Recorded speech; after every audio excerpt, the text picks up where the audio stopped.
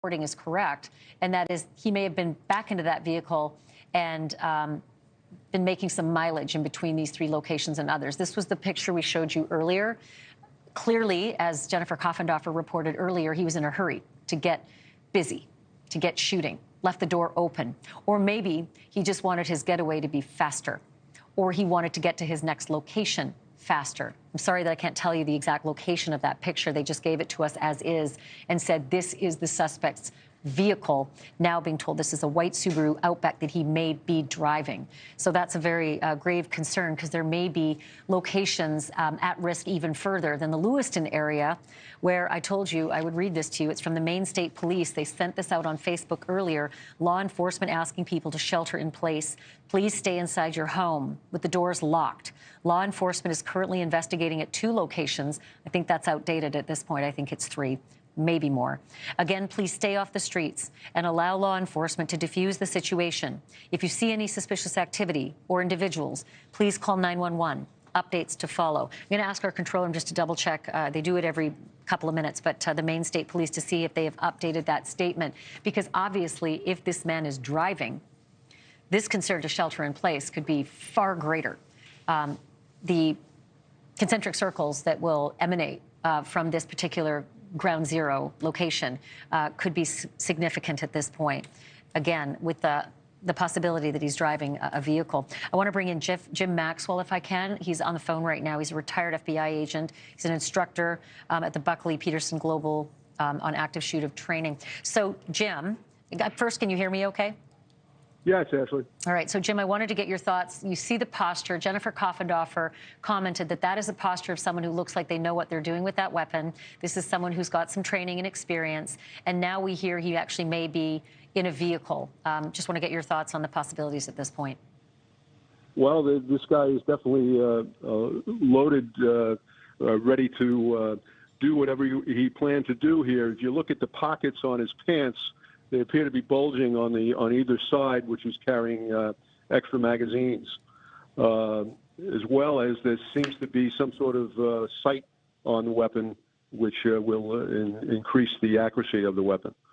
So this guy definitely has a tool here that can inflict a lot of damage.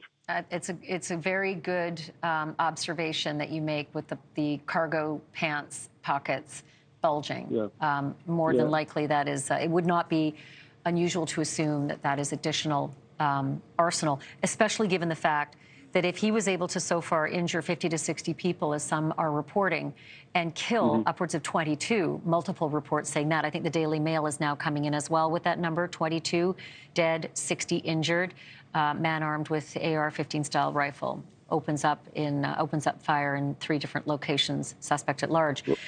It would not be unusual to suspect that he would have had to have a lot of extra ammunition to inflict already just that amount of damage. Yes, and even the weapon itself appears to have a double magazine attached to it, in addition to the sighting system on top of the weapon. Also, the factor is the caliber of the weapon. It could be a .223, it could be a .308. It could be a 9mm, depending on the caliber of the weapon, and it could inflict a lot of damage at a great distance. What would law enforcement be doing right now in terms of making sure that this shelter in place is far more broad than just the Lewiston area? Because if he is in fact driving at this point, the Sun Journal reports that he now may be driving that white Subaru Outback. How does that change the instructions and the protocols now of law enforcement and how they warn the rest of us and the public? Well, I think I have every confidence that state and local law enforcement, as well as any assistance from federal agencies, are going to try to blanket that area and contain this guy. They have a vehicle. They know what they're looking for, and as far as the movement, they have to do their best to notify the public as this thing flows. He gets on an interstate highway. He could affect a lot of areas, and there are systems in place where the public can be notified. But it's not 100%. Someone maybe driving home from work and encountered this guy, not knowing who he is. Of course, of course. This is all breaking. You know, this is all breaking. Oh, yeah. We're kind of muddling through this in real time. Thank you for watching. Go to newsnationnow.com to find News Nation on your television provider. And don't forget to click the red subscribe button below to get more of News Nation's fact-driven, unbiased coverage.